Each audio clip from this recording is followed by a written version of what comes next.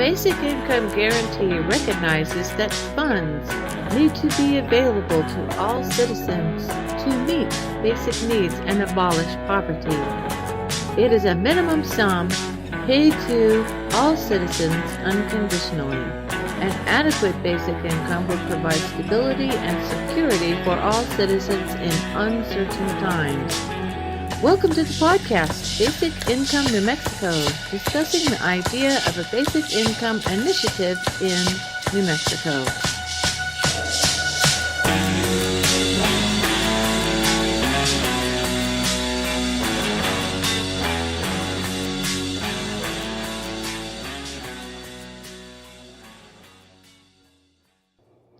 Hello, my name is Karen Christine Patrick. I am coming to you today from New Mexico, where it's kind of hot. I'm not too bad off. I'm up in Silver City, New Mexico, up on the Great Continental Divide. We're actually not far from the Continental Divide Trail, which is real popular this time of year. Lots of people coming into town to go up the trails, bike up the trails, and it's beautiful. And we have such a beautiful Gila National Forest, right? Actually, one of the trail heads to get on there is right off of our, right across the street from where we live. We're on the edge of town.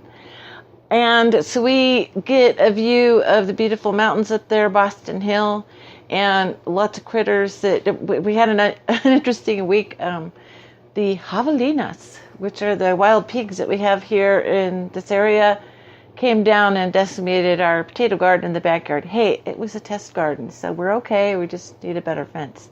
So yeah, I live in New Mexico. It's a great place. I am going to combine my interest in the basic income with my interest in UFOs and the paranormal. Yes, I'm going there. Yes, I wrote a book, Weird Shouldn't Starve, a basic income to support free speech about fringe topics, and just let people know how much New Mexico is kind of a cool place to live if you're interested in that kind of stuff.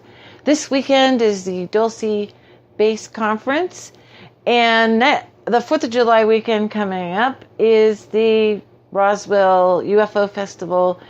And I love it here because, you know, with beautiful clear skies and lots of interesting, strange people, and we talk about this stuff. It's part of the culture here. You know, everybody's got their story to tell, and I love that because I've been in other places where, you know, if you started talking about these topics, somebody would hand you a box of aluminum foil to make your hat with, right?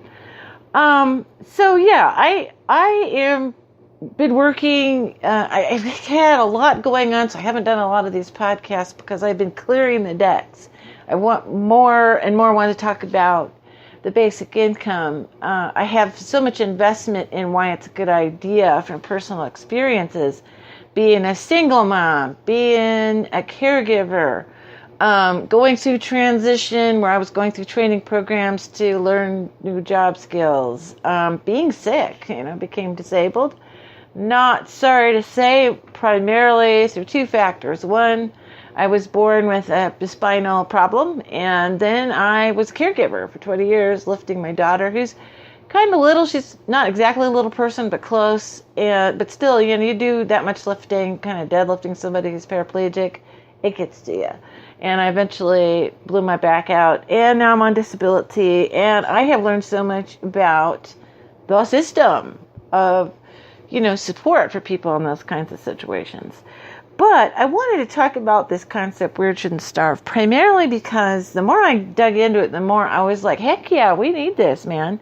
The subtitle being A Basic Income to Support Free Speech About Fringe Topics. And so, you know, in this a little booklet, I took it to the biggest UFO festival in the country right now, Contact in the Desert in Indian Wells in Palm Springs, California. Huge event. I just made a little bookletty book. I didn't make it into a full-blown book because I just, like I said, wanted to talk to people, introduce the concept, got into some amazing conversations with all kinds of people. It was very interesting to the whistleblower community because this is people who's like revealing this secret nefarious stuff going on in the government, and had put themselves at risk in so many ways to speak out and let us know the truth and what's going on, how our tax dollars are being spent. And, one of the corollaries to my idea is to take financial terrorism, financial assassination out of the equation of speaking out. And boy, has this topic shifted into a whole gear excuse me, I'm moving my head around a bit. Okay, in the United States with the thing going on at the border between Mexico and the United States. I'm in New Mexico, so I'm in a state. Some people think I'm in the other country. No, I'm not. Feels like a whole other country sometimes. Very different from the Pacific Northwest where I came from. But no, it's New Mexico, and we border Mexico, the country, and the policy of the government to separate children from families who were asylum seekers and got themselves in trouble. And it's been really a hot topic for the last couple of weeks. So that was another thing, was realizing if somebody sees something in this process that they think they don't agree with, and they speak out, then they're at risk of financial assassination. We need to have transparency in government. I've appreciated various and sundry officials that have gone and, been checking out the situation. We really have a lot of, if you really talk to people who've been there, done that, you find out, the government is not the Merry Sunshine Club of the United States.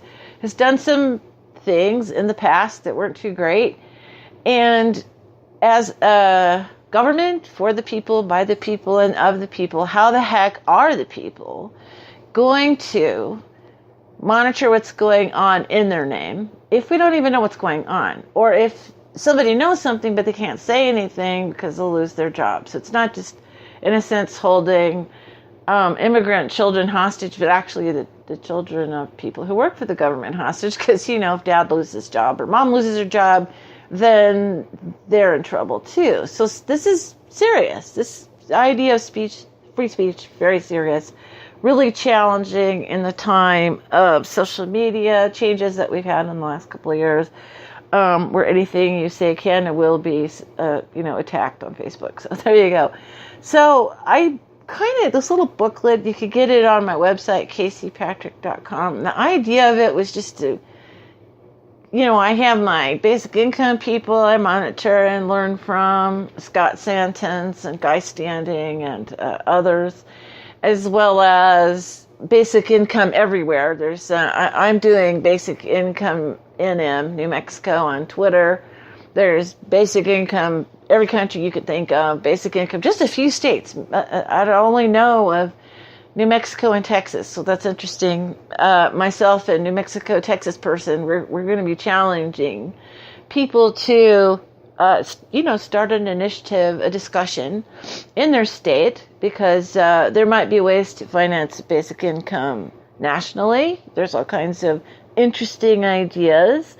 There might be a way to start it. Of course, there's studies and tests, mostly being done in Europe, but now we've got the Stockton City basic income study in Stockton, California. I would like to see an initiative here in New Mexico.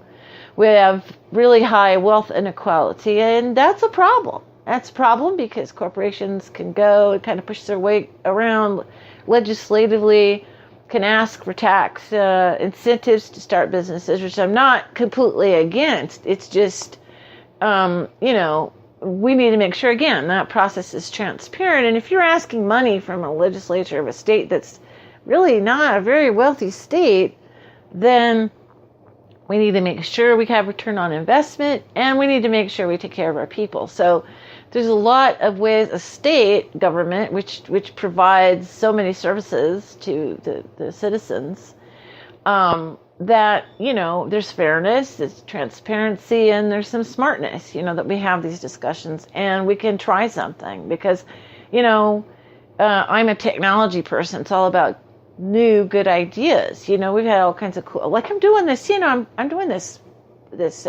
broadcast on my phone. I've got an app that allows me to do a little intro and then record what I'm saying, and I could do it live or I could do it, recorded like I'm doing right now. I mean, I love technology. However, I've been in technology a long time, actually. I don't talk about this real often, but I was in it for 20 years. Professionally, took about 3.5 years. 3.5, isn't that great? Never did finish. Computer science, hey, I'm right up there with Bill Gates, right? Never did finish. And the guys at Apple, never did finish. My case, I got sick. So that was, I got sick with a terrible virus and kind of looked at, what I wanted out of life. And I was married at the time. I ended up having a family. That was important to me. Went and worked with my ex-husband in the whole computer field. We had a business doing device drivers. So I'm pro-business. I'm an entrepreneur from the past. I mean, I think technology is amazing, but I'm not stupid. I'm looking at various and sundry things that I used to do that are now done by automation, by applied, technology. And so I'm very, very concerned about technological unemployment. And people act like that's decades away. We've got plenty of time to adjust to that. And I'm go to my Walmart here in Silver City, New Mexico, and there's this giant orange contraption there. And what it is, and it's operational too, I found out. Basically, I've got an app, Walmart app. I can order, something I need, pay for it on the app. Go in, I get a barcode. I haven't done this yet. I'm going to do it in the next few days. Wave my barcode in front of a scanner.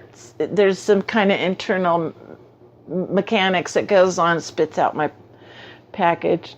Go home. I never am involved with a human in that case. There's no cashier to help me or any of that.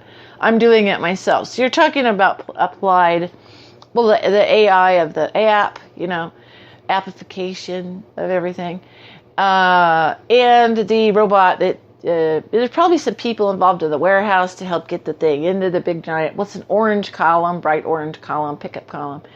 But basically, yeah, it's you could sort of see that, there's also the self-help aisle. I used to work in grocery stores stacking magazines. That was a trip. All the gossip magazines, little old ladies following me saying, oh, I need the latest issue of People. I need to know about the Bradulina twins. That's how far back I go on that job. And in fact, I had that job right during the 2008 crash of the stock market, and my job went to half time because people's first thing they cut out is discretionary stuff. They cut out the whole, buying magazines and started reading more and more online. And basically my job was cut in half. So I very dramatically saw technological half unemployment because that half unemployed me right then. So I was kind of like really personally impressed with what technological unemployment can do. And then right when I was working at that store, a Fred Meyer store up in Tumwater, Washington, they put in the self-check items. So you could bypass the cashier and go and, boop, boop, boop. I kind of liked it at lunch hour because I usually only had 3 things anyway for lunch, and I just boop, boop, boop, and I was done. Go eat and be in, I had a half-hour lunch break, so that worked out pretty nice. And it's probably good that we start to have self-checkout. I mean, I know so many cashiers who have hand problems. They got a wrist brace or something like that. So I'm all for technology in terms of my great-grandfather was an inventor. The inventor's dividend, where we take away dangerous jobs and boring jobs and give it to robots and AI and all that. Great, except for the fact that we don't have a compensating technology.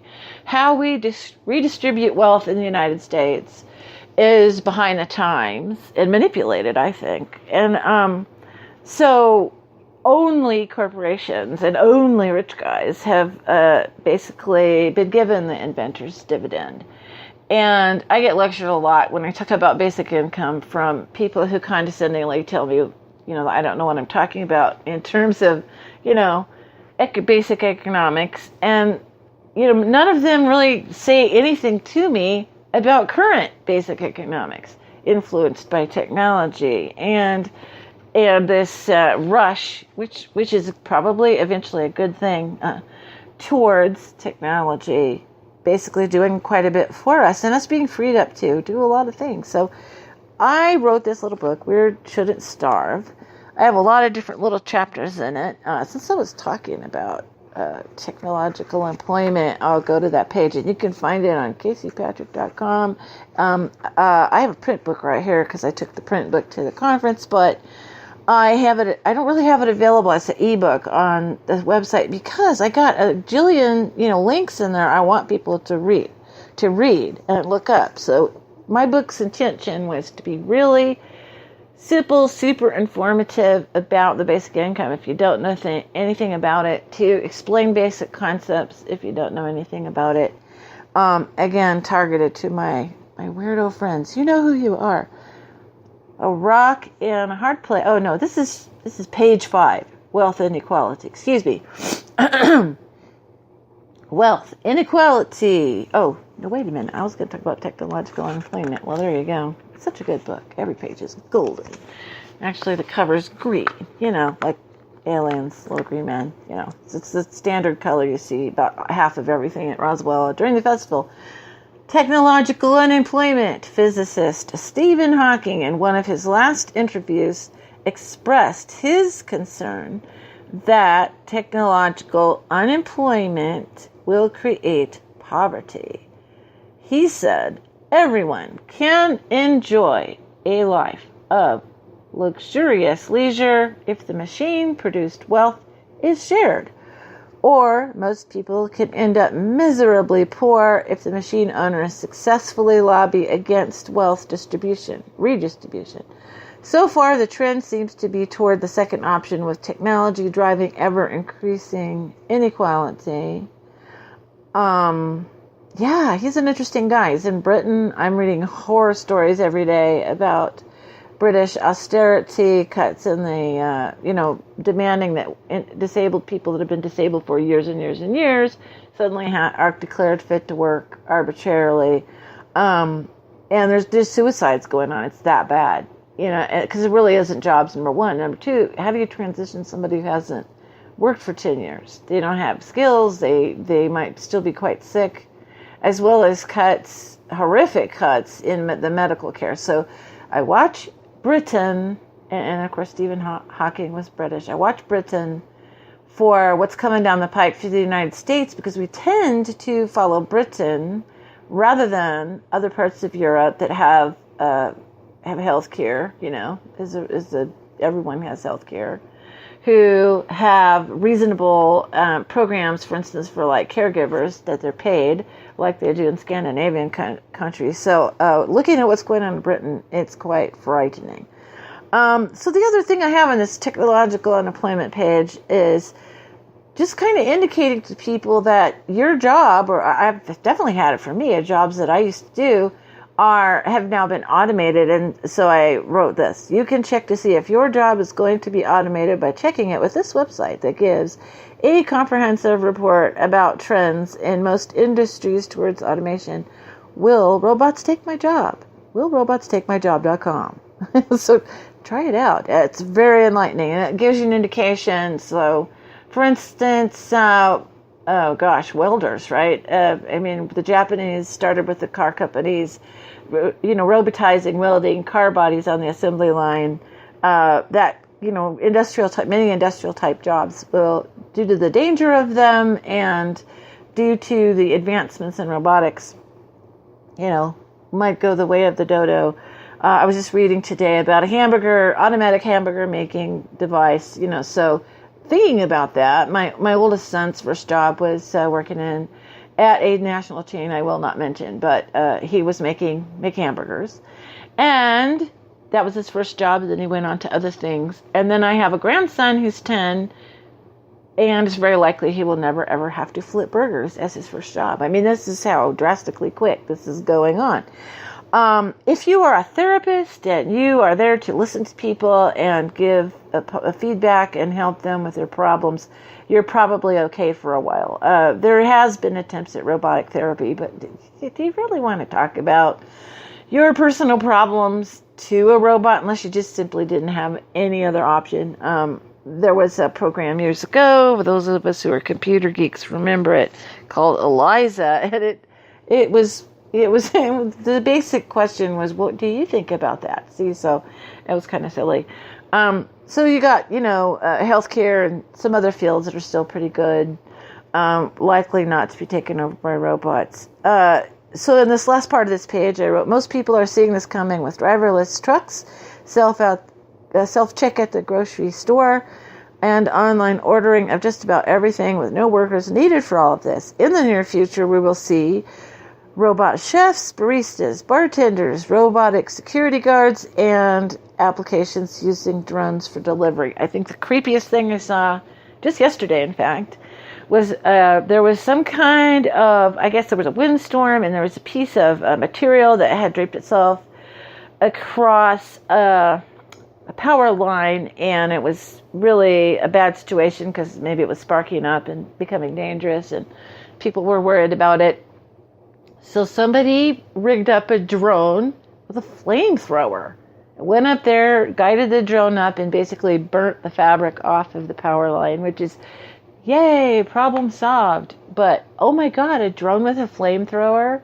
I mean, that's scary. It just scares me. Any kind of weirdo technology we can weaponize, we tend to use. So I thought that was a little bit creepy. You want that to be aimed at your house. Stuff like that, So yeah, in this book, Weird Should It Starve? You can find it at KC Patrick, just like the same, patrick.com. I have acronyms for the basics, so people know what a BIG is, Basic Income Guarantee, UBI, Universal Basic Income, which is becoming the more preferred term, or an NIT, Negative Income Tax. There's some quotes about basic in history. This idea goes all the way back to Thomas Paine, one of the founding fathers of the United States.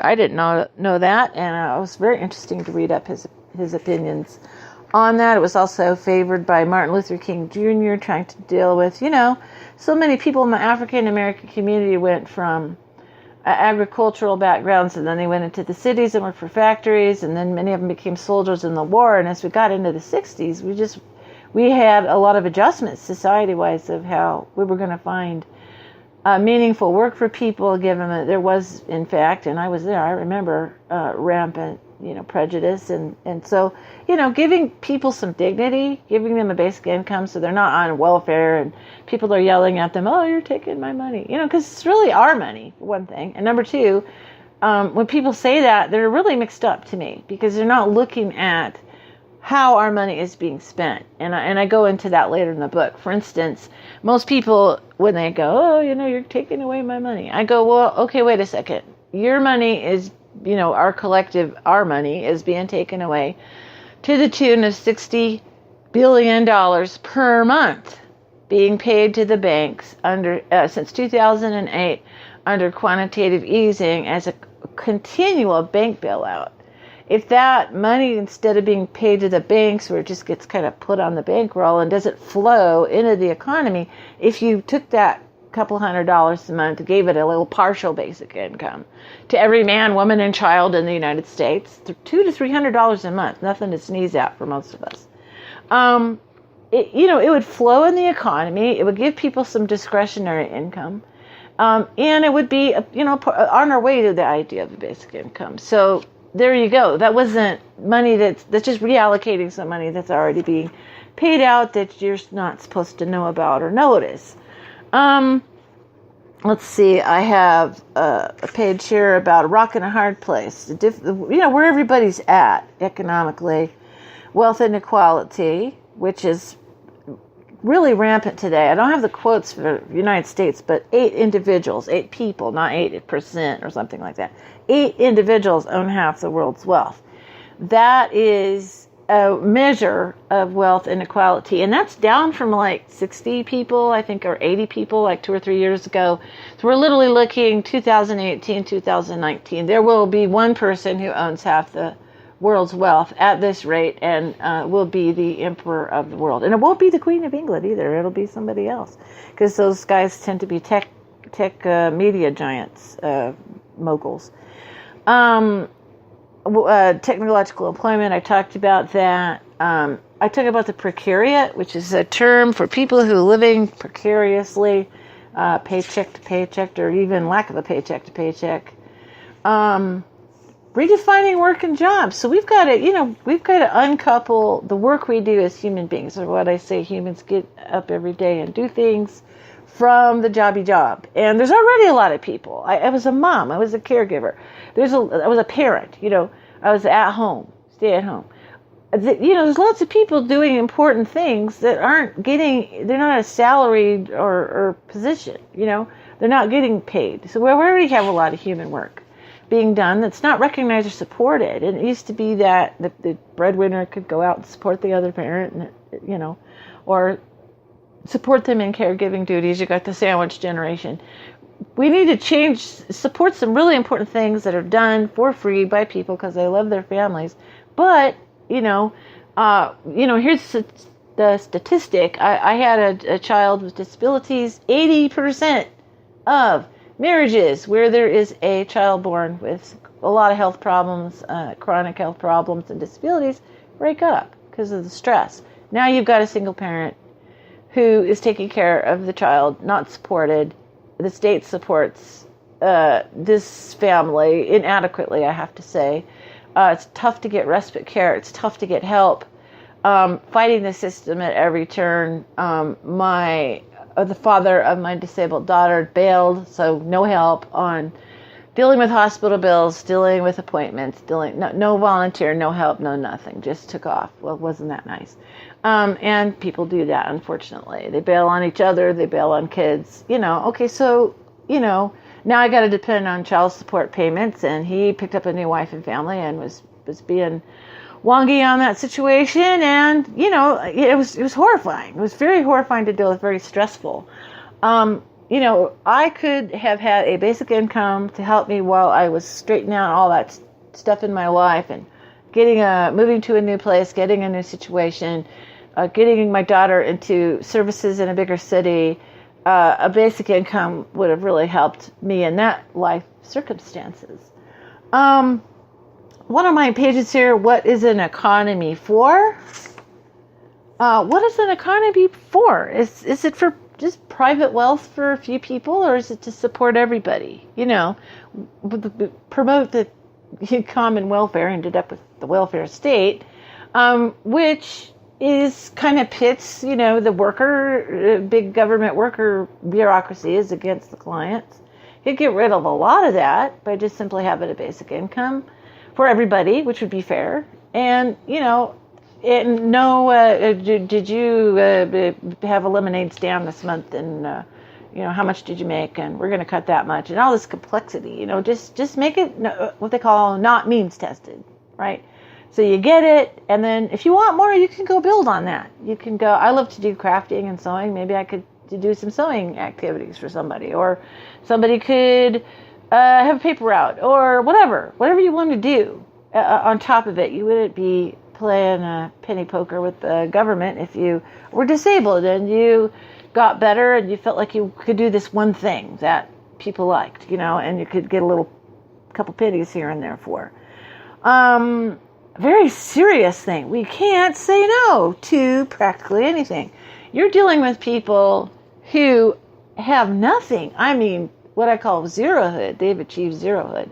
Very serious. They lost their job, had a health setback, are still waiting to get on disability or welfare or whatever, and they can't say no to practically anything, and that gets into some serious issues in our society, human trafficking, prostitution. I mean, the lowest stuff that humans struggle with is because they can't say no. You get bad bosses. I was in a job where I had to quit, and I really needed that job, but they were doing unethical things, and I couldn't handle it being there anymore. And the nice thing was, the next year, a whole bank of employees complained about it, sued the company, and won. So I got a little settlement from that because it was a bad situation. Other things I talk about is the kleptocracy, how the corporate culture is basically pushing us all around because they're declared a person in Citizens United. So but they can't be charged with murder or, theft. So we have this, corporate structure, and it's there's a lot of complaints about the corporate world, about polluting companies, about sharky financial companies, financialization of our entire economy. The corporatocracy is a portmanteau of corporate and ocracy, short form corporatocracy, as a recent term used to refer to economic and political system controlled by corporations and corporate interests. Kleptocracy is used, it's a government by corrupt leaders, their power to exploit the people and natural resources of their own territory and to extend their personal wealth and political power. So this is some serious issues, and it's just too big for us mere mortal individuals. I mean, we're up against mortal, what's declared people. So corporations, I don't know if people know that. They've been declared people, a person, which is nuts. And then I go into positive things, how basic would work, how could we pay for it. There's some really good ideas out there about that in the in the basic income movement, but I mostly want to focus on the free speech effect, that if we got to get all this stuff out in the open. We got to talk about things that are going on with people. We got to talk about, things that we don't like and we want to change and we want to fix and make it better. We want to, if you say the wrong thing to the wrong person, you can lose your job. If you say the wrong thing to the wrong person, you could lose relationships. I mean, if they're going to go anyway, let them go. But I'm just saying, losing relationships, especially family relationships and friends. Hey, if you're looking for a job, that's your number one source for jobs. And if they think you're a weirdo, they don't like what you have to say, you could really suffer in terms of that. And we should be responsible for what we say if we say something mean or violent or prejudiced, whatever. But I'm talking about you're speaking your mind, And there's the social media thing has really put some pressure on us, and I don't know about you, made me very concerned about other people. They really have gotten into a negative headspace, and forgetting that we're all human beings. And to me, the basic income would also kind of remind, it's making a pact, right? Planetary pact, a renegotiation of the social contract to agree that everybody deserves to be taken care of no matter what, in a basic kind of way. And with that agreement, that means you will be taken care of no matter what. That means you will get a basic income. Don't think about somebody else, it's on drugs or whatever, the usual addiction thing that people bring up against the basic income. That's not even that. That's even, that's not everybody, right? Most people that would get the basic income is you.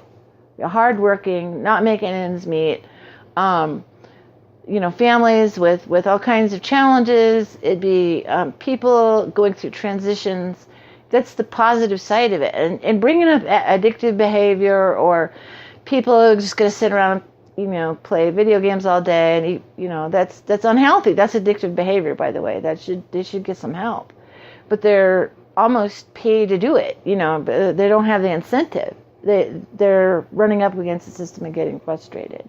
And that doesn't justify negative behavior, but, we shouldn't define everybody by negative people and addicts and people with problems. We should define it by, hey, hoping who we really are. We don't even know who we really are. For one thing, we are so squeezed financially, we can't try stuff. We have to be so careful with every penny, what we do. How about a little bit extra free time? How about the ability to get some more education? How about the ability to start a small business or do art? That's the point, is this would recapitalize the demand side.